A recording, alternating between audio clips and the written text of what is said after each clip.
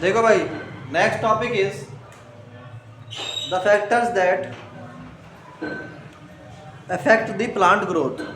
The factor that affect the plant growth. The factor that affect the factors that affect the plant. अरे बोलो भाई, तो कौन से फैक्टर्स हैं जो जो प्लांट की ग्रोथ को क्या करते हैं, अफेक्ट करते हैं, माने वो प्लांट की ग्रोथ को क्या करते हैं, अफेक्ट करते हैं। इनमें सबसे पहले आती है लाइट। क्या होती है? लाइट। लाइट क्या होती है? लाइट किस चीज के लिए रिक्वायर्ड है भाई? लाइट किस चीज के लिए रिक्वायर्ड है प्लांट में? जो ग्रीन प्लांट होता है, green area of the plant, वो क्या करता है? फोटोसिंथेसिस करता है। क्या करता है? तो हम कहते हैं green area of the plant plants like क्या? लीव। जैसे कि लीव हो गया है ना, क्या करते हैं? Prepare food. ये क्या करते हैं? प्रिपेयर फूड, ये खाने को बनाते हैं ना। बाय एब्जॉर्बिंग, क्या एब्जॉर्ब करते हैं ये? Bye absorbing water. एक तो वाटर लेंगे एंड कार्बन, यार बोलो भाई, डाइऑक्साइड लेंगे इन प्रेजेंस ऑफ, इसकी प्रेजेंस में ग्रीन पिगमेंट। ग्रीन कलर का क्या होता है? पिगमेंट होता है ना, है ना। क्या नाम है ग्रीन पिगमेंट का? क्लोरोफिल। याद रखना आज के बाद, क्लोरोफिल एंड लाइट एनर्जी। तो लाइट एनर्जी होती है ना, लाइट से, धूप से पड़ती है जो एनर्जी, कन्वर्ट इनटू, वो कन्वर्ट होती है किसमें? Convert into bonds. किसमें? बॉन्ड एनर्जी दैट बिकम, जो क्या बनता है? Source of energy in food. वो बन जाता है बाद में फूड में सोर्स ऑफ फूड एनर्जी। ठीक है, नहीं है? बोलो भाई। तो हम कहते हैं, तो इसकी वजह से क्या होगा? लाइट की वजह से प्लांट की ग्रोथ, फ्लावरिंग और फ्रूटिंग। सो लाइट क्या करेगी? लाइट इफेक्ट क्या इफेक्ट करती है? प्लांट की ग्रोथ को और भी करती है, फ्रूटनिंग यानी फ्रूट्स को, फ्रूटनिंग एंड बोलो फ्लावरिंग।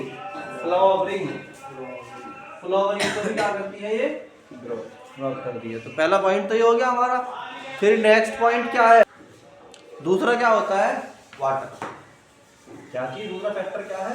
वाटर। अगर तुम वाटर कम अवेलेबल करवाओगे किसी प्लांट को, तो उसकी ग्रोथ नहीं। हम कहते हैं वाटर में कि वाटर जो है वो क्या करता है? अफेक्ट करता है ग्रोथ ऑफ प्लांट को। किसको? ग्रोथ ऑफ प्लांट को।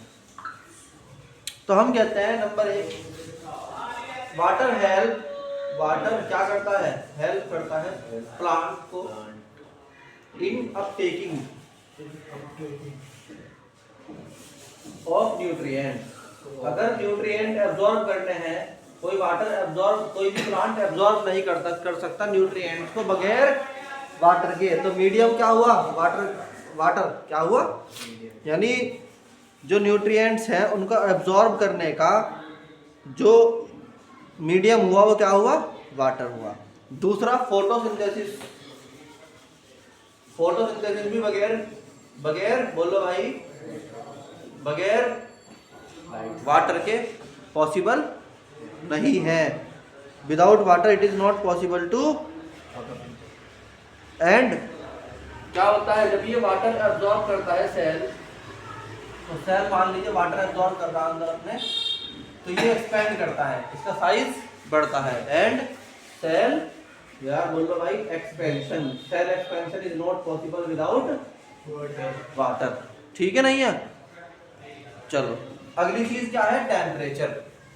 क्या है भाई? टेम्परेचर। देखो भाई, एक बात ध्यान रखना, बॉडी के अंदर या किसी प्लांट या एनिमल की बॉडी के अंदर ओवरऑल हो क्या रहा है? ओवरऑल हो रही है केमिकल रिएक्शंस। क्या हो रही भाई? Chemical reactions. तो हम बोलते हैं कि ओवरऑल आखिर में क्या होता है,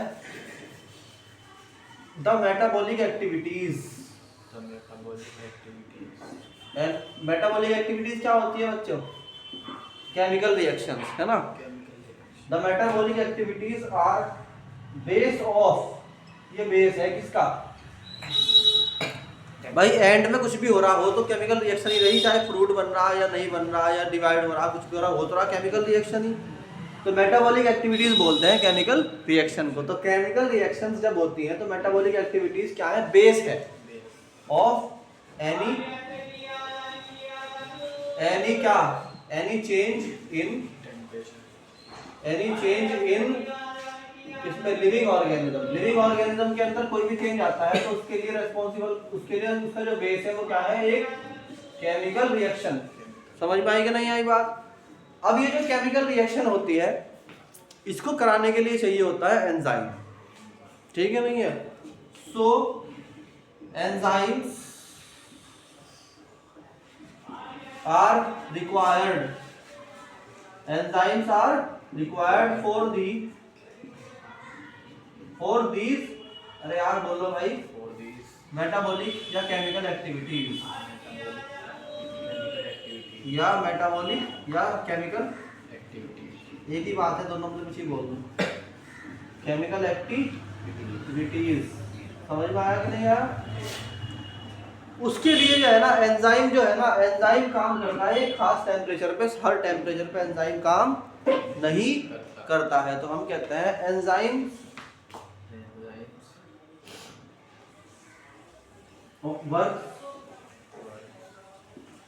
only up to A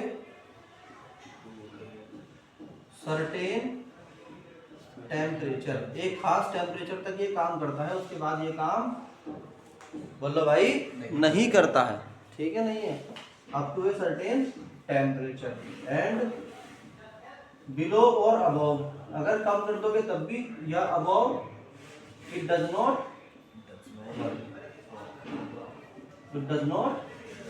work. इसलिए क्या है कि टेम्परेचर होना चाहिए लिमिट में, इससे ऊपर ना जाए और इससे नीचे ना जाए। यानी बहुत ज़्यादा हॉट हो जाएगा तब भी टेम्परेचर, तब भी काम नहीं करने के एंजाइम, और जब बहुत कम हो जाएगा तब भी। तो टेम्परेचर क्या होता है? इम्पोर्टेंट फैक्टर होता है, टेम्परेचर इज ए इम्पोर्टेंट। तो अगर ये सब चीज़ होगा तो एक फैक्टर हो रहा है, दैट इज कॉल्ड न्यूट्रिएंट्स। अगर न्यूट्रिएंट्स नहीं मिलेंगे तो भी बोलो भाई ग्रोथ नहीं होती। तो नीट में अगर तुमसे कोई पूछेगा तो इस तरह की बात पूछेगा कि भाई, तो न्यूट्रिएंट्स जो है दो तरह के होते हैं, है ना, मैक्रो न्यूट्रिएंट और माइक्रो। मैक्रो का मतलब होता है छोटे न्यूट्रिएंट, और माइक्रो का मतलब, मैक्रो का मतलब होता है बड़े, और माइक्रो का मतलब होता है छोटे। तो है ना, तो हम कहते हैं कि न्यूट्रिएंट्स जो है वो रिक्वायर्ड है हर हालत में ग्रोथ के लिए। अगर न्यूट्रिएंट नहीं होगी तो ग्रोथ भी नहीं। तो हम बोलते हैं nutrients are required, nutrients are required for growth necessarily. Necessarily का मतलब क्या होता है? बहुत जरूरी है, इसके बगैर काम यार। तो न्यूट्रिएंट्स में जो है दो तरह के आते हैं, कौन कौन से? एक तो मैक्रो और एक माइक्रो। तो हम बोलते हैं मैक्रो न्यूट्रिएंट्स, मैक्रो न्यूट्रिएंट कौन कौन होते हैं भाई? जल्दी बताओ। नाइट्रोजन और फॉस्फोरस और सल्फर, गुड, और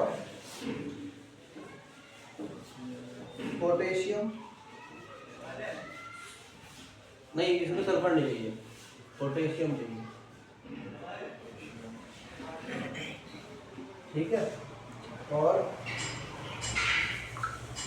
एक होता है माइक्रो न्यूट्रिएंट। मैक्रो मतलब होता है छोटा बड़ा, और माइक्रो मतलब छोटा। माइक्रो न्यूट्रिएंट, तो माइक्रो न्यूट्रिएंट क्या होता है भाई? आयरन चाहिए, और क्या चाहिए? जिंक चाहिए, और मैंगनीज चाहिए, तो मैग्नीशियम चाहिए, मैग्नीशियम है ना। एक होता है सॉइल पीएच है, सॉइल पीएच नहीं। सॉइल पीएच क्या होती है? देखो हमारी जो ज़मीन होती है अगर उसमें बहुत ज़्यादा एसिडिटी हो जाए तो प्लांट मर जाएगा, और बहुत कम हो जाए तो भी खत्म हो जाएगा। तो पीएच जो है वो क्या होती है, अगर उससे होता क्या है असल में, पीएच की वजह से मेन कारण होता है कि जो रूट्स होते हैं वो काम नहीं कर पाते, क्योंकि रूट्स को ही टच होना है, ग्राउंड से और तो कोई पार्ट होने का नहीं। तो अगर बहुत ज़्यादा एसिडिक होगा या बहुत कम, यानी उसका पीएच मैच नहीं कर रहा होगा ग्राउंड का, तो क्या होगा, तो पेड़ एब्जॉर्बेशन नहीं कर पाएगा। तो हम बोलते हैं कि pH of soil, pH of soil क्या करती है, इन्फ्लुएंस, क्या करती है भाई, इन्फ्लुएंस करती है इसको न्यूट्रिएंट्स की अवेलेबिलिटी को, न्यूट्रिएंट्स अवेलेबिलिटी के, अवेलेबिलिटी ऑफ न्यूट्रिएंट है या नहीं है, यानी न्यूट्रिएंट्स अगर होंगे तो एसिडिक मीडियम में एब्जॉर्प्शन नहीं कर पाएगा। एंड रूट अपटेक को, ये नीट लेवल की बात है याद करने की, कि अगर जो है ना कोई तुमसे पूछे कि सॉइल पीएच क्या करती है, तो हम कहते हैं कि सॉइल पीएच एक तो क्या करती है, इन्फ्लुएंस करती है न्यूट्रिएंट्स की अवेलेबिलिटी को, और एक रूट अपटेक को। और क्या होता है भाई, एयर, एयर में अगर प्रॉपर जो है कंपोजिशन ठीक है और हवा चल भी रही तो ज़्यादा अच्छा ग्रोथ होगा, और अगर नहीं तो कम होगा। तो हम कहते हैं इसमें जो है ना दो चीज़ें फैक्टर करती है प्लांट के लिए मेनली, एक तो ऑक्सीजन और एक कार्बन डाइऑक्साइड है। तो हम बोलते हैं कि ऑक्सीजन किस चीज़ के लिए रिक्वायर्ड है, अगर ऑक्सीजन, क्या ऑक्सीजन रिक्वायर्ड है पेड़ों को, हाँ है, कहीं के लिए oxygen is required, oxygen is required for, यार बोलो भाई, रेस्पिरेशन, है ना, रेस्पिरेशन के लिए क्या होता है, ऑक्सीजन की रिक्वायरमेंट होती है। And carbon dioxide is required, and carbon dioxide क्या है, चाहिए, कार्बन डाइऑक्साइड रिक्वायर होती है कहीं के लिए, रिक्वायर्ड फॉर, ये बोलो भाई, फोटो सिंथेसिस के लिए, क्योंकि उसमें तो बनाएगा ना खाना ये भाई। जो वाटर एंड फोटोसिंथेसिस में क्या कौन कौन मिलता है, वाटर एंड कार्बन डाइऑक्साइड, ये तो है photosynthesis, CO2 + H2O equal to C6H12O6 plus energy, ये तो है photosynthesis in the presence of chlorophyll, है ना, एंड लाइट, इन दो की प्रेजेंस में तो होता है काम, दोनों। चलो समझ में आ गया।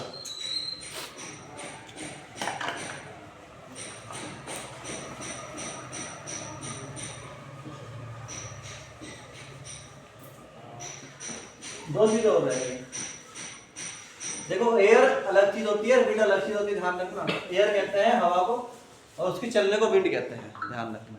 अगर हवा चल रही है तो उसको विंड, हाँ। एक और चीज होती है ह्यूमिडिटी, क्या होती है, अगर तुम्हारे वातावरण में, माने एटमॉस्फेयर में अच्छा ह्यूमिडिटी है सही, तो प्लांट उससे भी एब्जॉर्ब होता है, और अगर बहुत ज़्यादा ड्राइनेस है तो प्लांट ज़्यादा क्या करेगा, देखो अगर ड्राइनेस है बहुत ज़्यादा किसमें, एनवायरनमेंट में, तो ट्रांसपिरेशन नहीं हो पाएगा, मतलब ट्रांसपिरेशन सॉरी बहुत ज़्यादा होगा, क्योंकि ड्राई अगर एनवायरनमेंट है तो पेड़ों से ज़्यादा पानी खींचेगा कौन, एनवायरनमेंट, है ना। तो वो एनवायरनमेंट जो पानी ज़्यादा खींचता है वो प्लांट को सुखा देता है। दोबारा समझ लो, अगर एयर में ह्यूमिडिटी कम है, ह्यूमिडिटी का मतलब होता है availability of water in air, हम बोलते हैं अवेलेबिलिटी ऑफ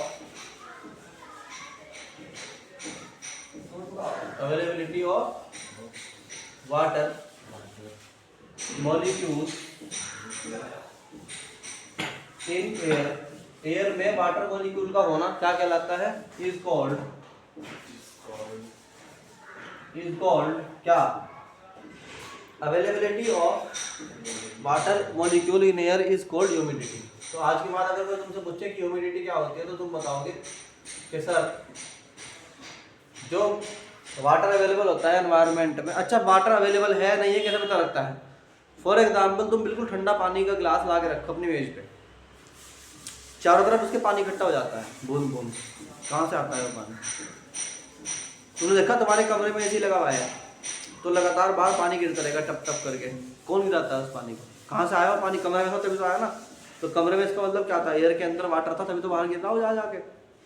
नहीं समझ में आई अभी बात? भाई कमरे में से लगातार ऐसी बाहर पानी खींचता रहता है, इसका मतलब क्या है कि वो कमरे को ट्राई करता रहता है। इसका मतलब क्या हुआ? था ना पहले पानी तभी तो गया बाहर। तो हम कहते हैं कि availability of water molecule in air is called humidity. अगर ह्यूमिडिटी कम हो गई, इफ ह्यूमिडिटी इज लो है, क्या मतलब हुआ? एयर इज, यार बोलो भाई, ड्राई। अगर एयर क्या है? ड्राई है तो क्या होगा? ज़्यादा हवा जो होगी, हवा वो ज़्यादा पानी खींचेगी किससे? प्लांट से। तो हम कहेंगे so rate of transpiration, rate of transpiration, transpiration किसे बोलते हैं? ट्रांसपिरेशन किसे बोलते हैं? Loss of water, loss of water vapour, किसके द्वारा? By loss of water vapour by plant. कहाँ देते हैं वो? In air. ठीक है नहीं है? तो हम बोलते हैं कि इससे क्या होता है कि अगर कम, अगर जो है ह्यूमिडिटी लो होगी तो ज़्यादा पानी लॉस होगा, तो ग्रोथ क्या होती है? डिक्रीज, ग्रोथ कम हो जाती है और निगेटिव या उल्टी होने लगती है, सूखने लगता है पेड़। ठीक। दूसरी बात,